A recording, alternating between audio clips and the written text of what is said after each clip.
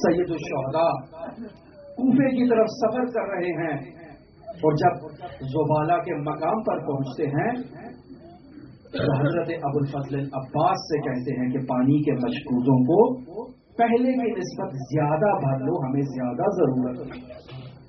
اور جب کوفے کی طرف بڑھتے ہیں تو ایک صحابی آواز دیتا ہے اللہ اکبر۔ پوچھا کیا ہوا؟ کہا وہ سامنے نخلستان نظر آ رہا ہے۔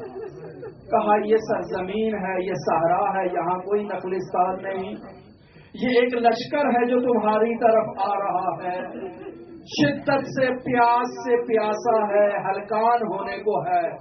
جیسے ہی لشکر قریب آیا امام حسین نے دستور دیا کہ مشکیزوں کے تسمے کھول دیے جائیں، تمام لشکر کو سیراب کیا جائے، اور 1000 فوج کے ساتھ حسین ابن علی کا راستہ روکنے کے لیے آیا ہے۔ لیکن آل رسول ان کی فطرت یہ ہے سجیت قبول کرم، پانی پلایا، نہ صرف 1000 لشکر کو پانی پلایا بلکہ سواریوں کو، گھوڑوں کو، حیوانات کو بھی سیراب کیا۔ اور جب لشکر سیراب ہو گیا اور وقت آیا آذان کا، پیغام بھیجا کہ ہم اپنی نماز پڑھتے ہیں، تم اپنے لشکر کے ساتھ نماز پڑھو۔ کہا ٹھیک ہے، میں یزید کی افواج کا سپاہی ہوں لیکن جانتا ہوں اتنے ادب کو کہ فرزند رسول کی اقتدا کرنا ہے، میں آپ کی اقتدا میں نماز پڑھوں گا۔ ایک نماز جماعت قائم ہوئی اور نماز کے بعد جب سید الشہداء اپنی سواری پر آ کر سوار ہوئے اور دوبارہ سفر کا ارادہ کرنا چاہتے ہیں تو یہی ہر ہے آگے بڑھتا ہے، سید الشہداء کی اس سواری کی لگام کو تھام لیتا ہے جو عربوں کے ہاں بہت بے ادبی شمار کی جاتی تھی۔ سید الشہداء کہتے ہیں سکولت کا، اموں کا، تیری ماں تیرے اوپر گریا کرے، تو کیا کرنا چاہتا ہے؟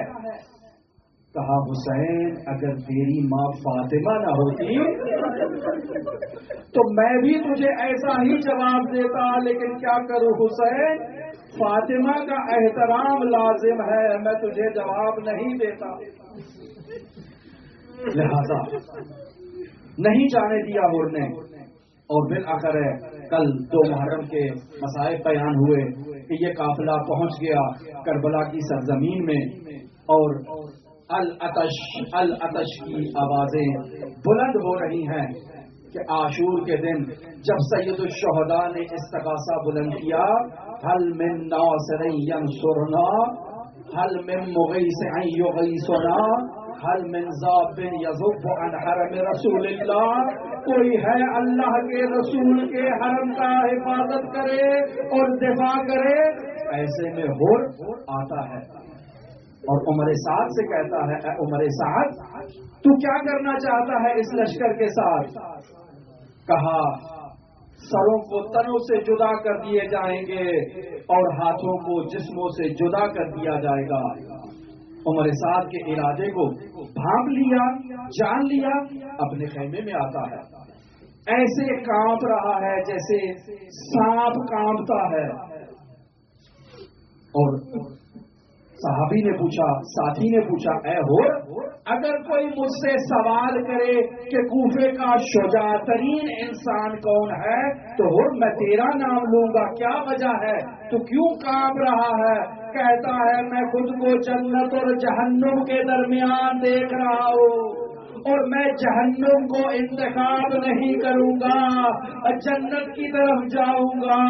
لہذا باہر نکلتا ہے، اپنی سواری کو خیام حسین کی طرف موڑتا ہے اور ایک انداز میں آتا ہے کہ جو عربوں کا ایک مخصوص انداز تھا۔ عرب جب نادم ہوتے ہیں، جب پشیمان ہوتے ہیں تو اپنی زرہ کو الٹا باندھ دیتے ہیں۔ بعض کی رسم ہوتی ہے کہ وہ اپنے جوتوں کو اپنی گردن میں آویزاں کر لیتے ہیں، بعض کی رسم ہوتی ہے کہ اپنے ہاتھوں کو اپنے سروں پر ڈال لیتے ہیں۔ اور نے ان تمام رسومات پر عمل کیا اور آیا خیام حسین کی طرف، راستے میں اللہ کی بارگاہ میں دعا کر رہا ہے اے میرے پروردگار، میں نے آل رسول کے کے دلوں میں کرب کو ایجاد کیا، میرے اللہ مجھے معاف کر دینا۔ اور جب خیام حسینی کی طرف آتا ہے تو سید الشہداء کو مخاطب قرار دیتا ہے، کہتا ہے السلام علیکہ یا ابا عبداللہ حل لی توبہ، کیا میرے لیے بھی توبہ کی گنجائش ہے؟ اور میں وہی حر ہوں جو آپ کو کربلا میں لایا، اور میں وہی حر ہوں جس نے آپ کے خاندان کے دلوں میں اضطراب کو، روب کو، وحشت کو ایجاد کیا، کیا میرا گناہ بھی معاف ہو جائے گا؟ امام نے جواب دیا حر تیری توبہ قبول ہے، حر آ جا نیچے اپنی سواری سے اتر جا، کہا نہیں میں اپنی توبہ کی قبولیت کے لیے آپ سے اجازت چاہتا ہوں، مجھے اجازت دے تو اشکیا سے جہاد کروں۔ امام نے اجازت دی، حر میدان میں آئے اور 18 افراد کو واصل جہنم کیا۔ حر کو ضربت آئی، سواری سے نیچے آئے، ابا عبداللہ حر کے پاس آتے ہیں، حر کی پیشانی سے خاک کو دور کرتے ہیں، حر کے پیشانی سے خون کو جدا کرتے ہیں، اس قیمتی رومال کو جو صدیقہ طاہرہ کا رومال تھا حر کی پیشانی پر باندھتے ہیں اور حر سے کہتے ہیں اے حر تو اس دنیا میں بھی حر ہے، تو آخرت میں بھی حر ہے، جیسے تیری ماں نے تیرا نام حر رکھا، حر تجھے بشارت ہے جنت کی، یا حسین